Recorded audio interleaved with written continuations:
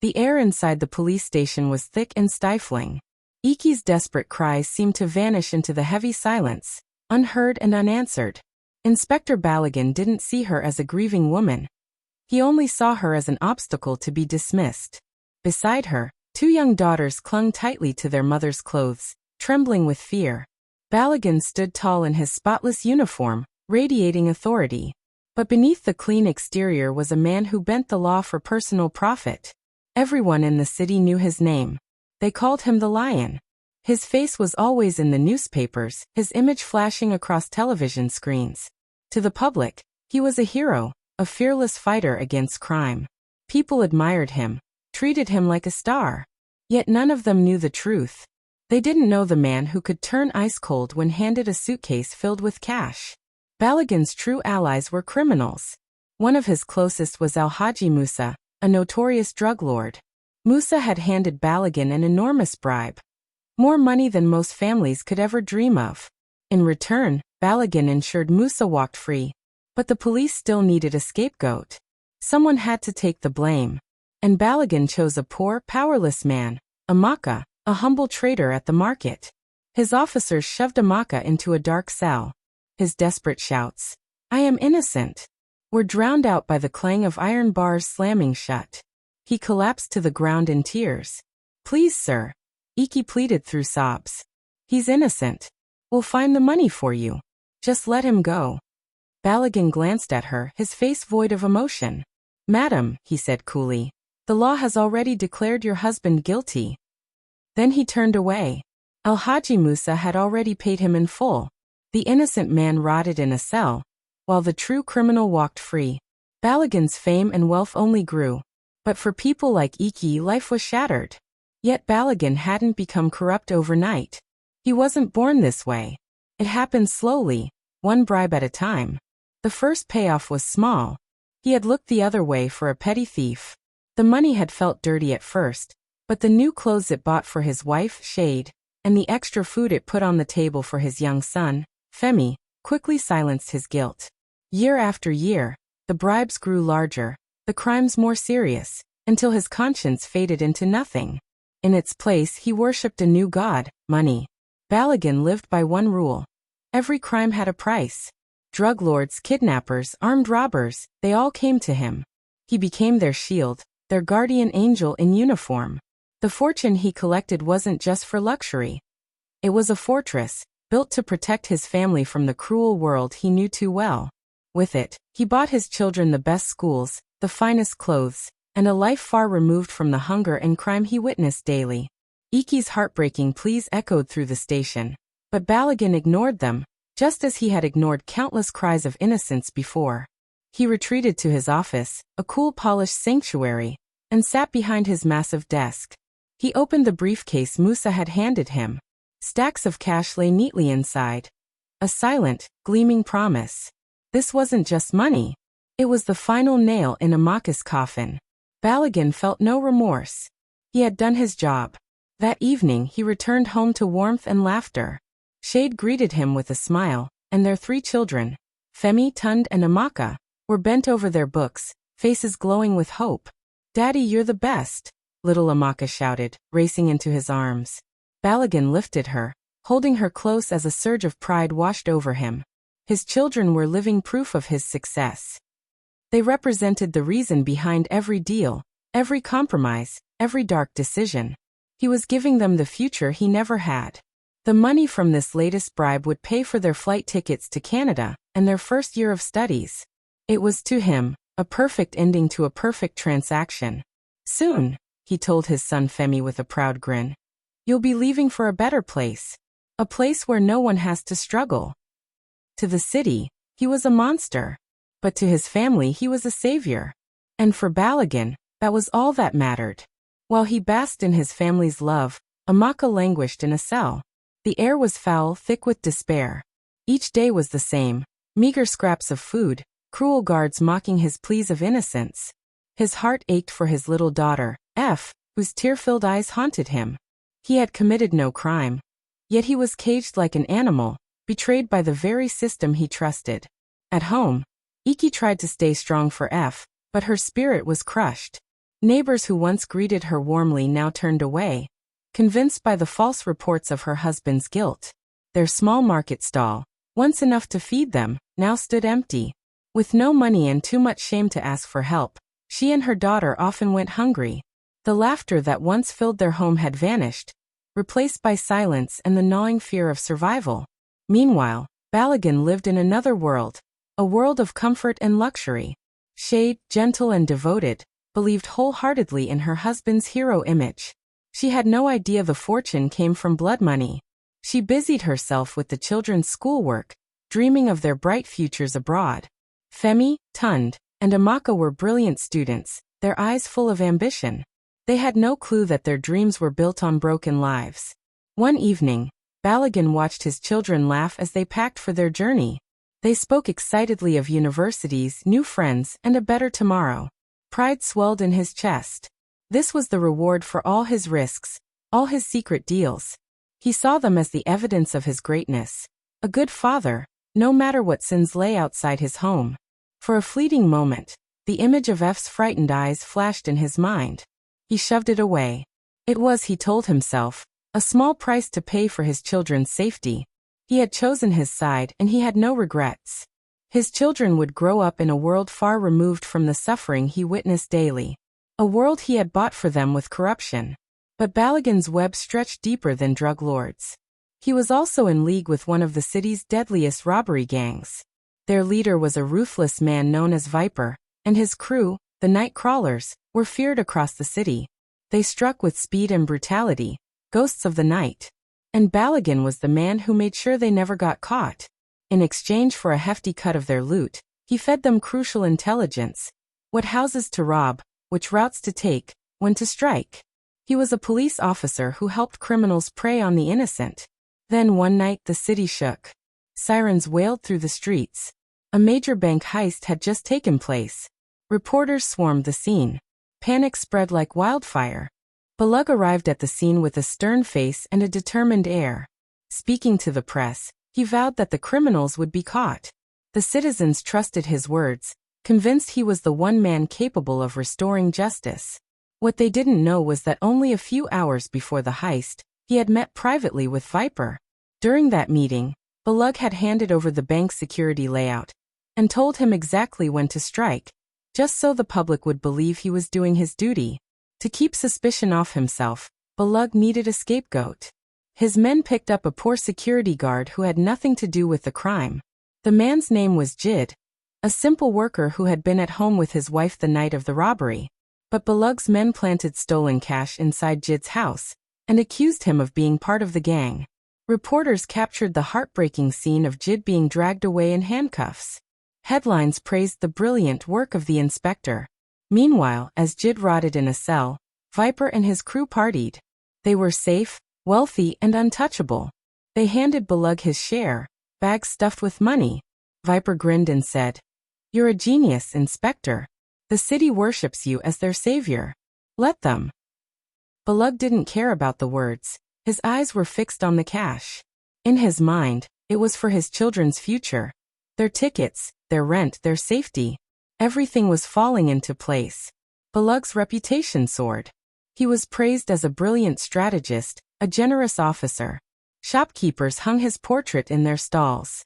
But the families of the innocent victims he had framed, like Inky's and now Jid's, knew the bitter truth. They watched him on TV, their hearts torn with grief, seeing the man who had ruined their lives celebrated as a hero. To the masses, he was a savior. To those families, he was a monster. And at home, he was a rich man with a smiling wife and children. Soon, he was more than just a respected officer. He was a national symbol. Lagos' biggest newspaper splashed his face across the front page with the headline, "Our crime-fighting hero." People gossiped about him on buses, in markets, and at schools. He was invited to major events, showered with awards from top officials. No one dared question the true cost of his victories. At a grand award ceremony held in a luxury hotel, Balug stood proudly under the spotlights. He received a trophy for outstanding service to the nation. His speech was full of words like honor and sacrifice, and the crowd erupted in applause. He smiled, waving with pride. But at the back of the hall stood a woman with weary eyes. Inky. She had come hoping someone would finally listen to her story. Watching Balug's triumphant smile, she felt her hatred ignite. That same week, Balug quietly used his cut from Viper's heist to settle his children's school fees. He filed their visa applications, paid for their flight tickets, and felt deeply satisfied.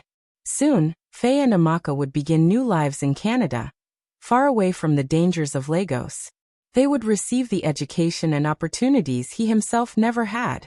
To his wife Shadi, he said his hard work had paid off, and she glowed with pride. The day of departure came. At the airport, Balug and Shadi stood side by side, watching their children approach the gates. Faye, the eldest, shook his father's hand and said, "Thank you, Dad. We'll make you proud." Amaka hugged him tightly, tears of joy glistening in her eyes. Overwhelmed with emotion, Balug thought to himself, the lies, the betrayals, the ruined lives, it was all worth it for this moment. He was giving his children a future, even if it was built on the suffering of others.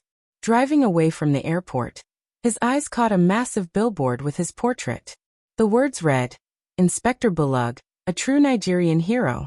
A rush of power filled him. He had wealth, respect, and a bright future for his family. He had silenced his enemies and walked away untouched. What he didn't realize was that the seeds of his downfall, planted a decade earlier, were beginning to grow. The people he thought were gone were already plotting their revenge. 10 years passed like sugar dissolving in tea. Lagos changed, but old wounds remained. Amaka, once forgotten by the public, was released from prison a broken man. His wife, Nkechi, scraped by selling vegetables, both of them crushed by years of sorrow. Their daughter, F, grew up knowing her father only as a criminal, a bitter legacy that poisoned her youth. And always, in their hearts, lingered the wound named Balug. Meanwhile, the demons Balug had unleashed thrived. Alhaji Musa's drug empire had grown into a nationwide plague. Viper, the ruthless head of the Nightcrawlers, had become a legend in the underworld, richer, more feared, and untouchable. His robberies made headlines, humiliating the police again and again. Balug himself had long retired, hailed as an honorable man. He lived in a mansion, pampered by servants and a private driver, wrapped in comfort. He rarely remembered the cries of the innocents he had betrayed, convinced that his past was nothing more than clever choices leading to his perfect life. No regrets. No fear. His children, Faye and Amaka, were now successful graduates of top Canadian universities, his pride and joy. At last, the siblings decided to return to Nigeria for a long visit. They booked their flights, their homecoming set for August 27th. Balug and Shadi were ecstatic. They planned a lavish welcome party, inviting friends and family. To Balug, this was his crowning achievement. A family dynasty, a legacy of greatness. He had no idea that the city he once ruled was preparing to hand him the punishment he had escaped for 10 long years. Murtala Muhammad International Airport buzzed with the noise of arrivals and departures. Balug and Shadi waited anxiously, eyes fixed on the entrance. Shadi clutched a bouquet of flowers. Balug, for the first time in years, felt pure, innocent joy. The kind he hadn't known since his children were born. They had dreamed of this reunion for a decade. And then at last they appeared, taller, confident, radiant. Tund with his wide, infectious grin. Amaka, no longer a little girl, but a graceful, successful woman. They ran into each other's arms, laughing, crying, holding tight. "Daddy, we're home." Amaka cried, her voice trembling with joy. Balug embraced them, overwhelmed with a peace he thought he'd never feel again. For that moment, everything seemed perfect. His children were back, safe and successful. As they left the airport, Balug's driver pulled the sleek black car into motion. The children were brimming with curiosity about Lagos, pointing excitedly at landmarks they recognized. Faye sat in the passenger seat while Tund and Amaka relaxed in the back, their laughter filling the car like music. Balagan smiled as he listened, soaking in their joy. In that moment he felt like the most fortunate man alive, convinced that life had truly rewarded him. But just a few miles from the airport, danger waited. A massive truck stood sideways across the road, blocking their way. Before the driver could react, several men emerged from the shadows. Their faces were hidden by black cloth. They were members of the Viper's gang, though Balagan didn't know it. To them, it was simple. find a wealthy-looking car returning from abroad and rob it. They had no idea whose car this was. The ambush came suddenly, violent and merciless. Gunfire exploded in the night, shattering the moment like glass. In an instant, Balagan's perfect life crumbled into pieces. The attackers snatched a few valuables before fleeing into the darkness, leaving behind only silence. They didn't know who the man in the car was, nor did they care. To them, it was just another job. Another casual act of violence in a city that had grown numb to it. A violence fueled by a man who had once secretly helped them rise. A wave of icy dread swept through Balagan's body, colder than the air conditioning inside the car. He opened his mouth to scream, but no sound came. Terror locked him in place. Slowly, his eyes moved from Faye in the front seat to Tund and Amaka in the back. They were all still, their faces pale but peaceful, as if asleep. Only moments earlier, their laughter had filled the air. Now it echoed in his mind as a cruel reminder. His children, his pride and joy were gone. When the police arrived, they found Balagan sitting motionless inside the car. A shell of the man he had been. Shards of glass clung to his clothes, his body stained with blood. Yet he bore no serious wounds. His eyes stared blankly ahead, hollow and lifeless. He had no idea who had done this or why. The new police chief tried to comfort him, vowing to catch the killers, but Balagan barely heard the words. He was trapped in a fog of disbelief and unbearable grief. As he was taken away in an ambulance, a young, sharp-minded officer named Inspector Dio studied the crime scene carefully. The setup was precise, the roadblock, the swift execution, the clean escape. It was a style Dio recognized from old case files. The mark was clear. This was the work of the Nightcrawler Vipers gang. They had been dormant for years, and their sudden reappearance was unsettling. Dio made a note to dig into their history further. At the hospital, as Balagan's mind cleared, a single tormenting question burned inside him. Why? Why had his family been attacked? He couldn't understand. He had betrayed no one recently. He had left that life behind. Could this be revenge from an old enemy? The thought chilled him. Once powerful, now broken, Balagan had no answers, only crushing loss. After being discharged, he returned to his mansion. The silence inside was suffocating. He couldn't bear it. Desperate, he reached out to his old contacts, men he had once called friends, men who knew the underworld. He needed to know who was responsible. What he didn't realize was that it was the very gang he had once protected. The monster he had helped build had now destroyed the only thing he truly cared about. Grief twisted into fury. Balagan was no longer the clever, composed officer he once was. He was just a broken father consumed by rage. He traced the trail he had long tried to bury, following it back to the gang. Risk no longer mattered. All that mattered was revenge. He eventually found them in a hidden den on the dark edge of the city. Alone, gun in hand, he stormed inside. Viper, the gang's leader, sat at a table with his men. Startled, he looked up, then smirked. "Inspector Balagan," Viper sneered. "What brings you here?" Balagan's voice trembled with fury. Why did you kill my children?" he roared. The gang members rose, weapons drawn. Viper only smiled, amused. He didn't even recall that particular robbery. To him, this was nothing more than a crazed old man looking for a fight. Then the gunfire erupted. Bullets tore through the small room as Balagan unleashed his fury. His years of discipline were gone, replaced by blind rage. He fired wildly, desperate to inflict pain. Viper was struck and fell, but Balagan kept shooting, shaking with anger. Just as the firefight reached its climax, sirens wailed outside. Inspector Dio, who had been tracing Balagan's trail through old files and uncovering his history of bribes and cover-ups, had arrived with reinforcements. The police stormed the hideout, catching the gang off guard. Viper and his remaining men were arrested on the spot. But Dio also found Balagan, standing among the chaos, gun in hand, shock written across his face. The once celebrated hero now looked like nothing more than a criminal. He didn't resist as the police cuffed him. The truth had finally caught up with him. The news spread like wildfire. The famous Inspector Balagan, long hailed as a hero, was a fraud. He had secretly partnered with the city's worst criminals. His wealth, his fame, his perfect life, all of it had been a lie. Now he sat alone in a jail cell, on the same cold hard bed where countless innocent men had once suffered because of him. The silence pressed down on him. He thought of Emma, the man he had falsely accused. He thought of Jude, the guard he had framed. He had condemned them to misery while he enjoyed luxury. But at last, his sins had found him. He had spent his whole life running from the past, and now the past had claimed him.